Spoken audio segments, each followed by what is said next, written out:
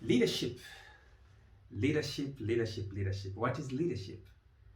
Now, I believe that there are so many ways of defining leadership that we have heard over the years. We've heard from renowned scholars like John C. Maxwell, who believes that leadership is the influence, nothing more, nothing less. And we also have people like Dr. Miles Monroe, who says that leadership is the art of producing more leaders than followers. But what's my take on this? I believe that leadership is really what happens when you're not there. When you're not there, what happens? Have you imparted people, your subordinates, with skills and necessary tools so that they're able to do exactly what you can do, or they can even do more? There are so many bosses out there, so many so-called leaders who do not impart what they know, the knowledge that they have in their subordinates. Now, the result, the upside result is that, or the downside result is that if you don't do that, when you're not in your office, what happens is work stops. Nobody is able to carry the baton to be able to execute the duties in the manner that you want.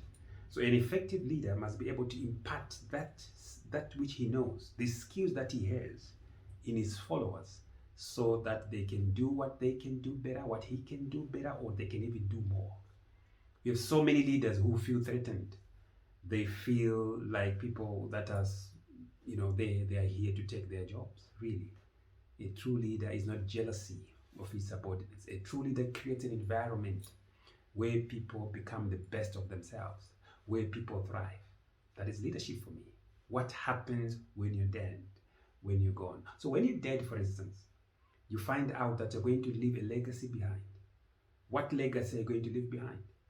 Have you been able to impart knowledge in people? Have you been able to multiply or replicate yourselves in other people? Some of the greatest leaders that I know are religious people. If you look at people like Jesus Christ, how many years ago did he leave the earth?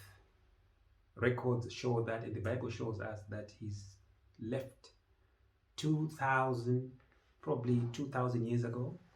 People like Prophet Muhammad, they left centuries ago. But if you look at the ideals and the values that they imparted in their followers, they replicate themselves even when they are not here physically.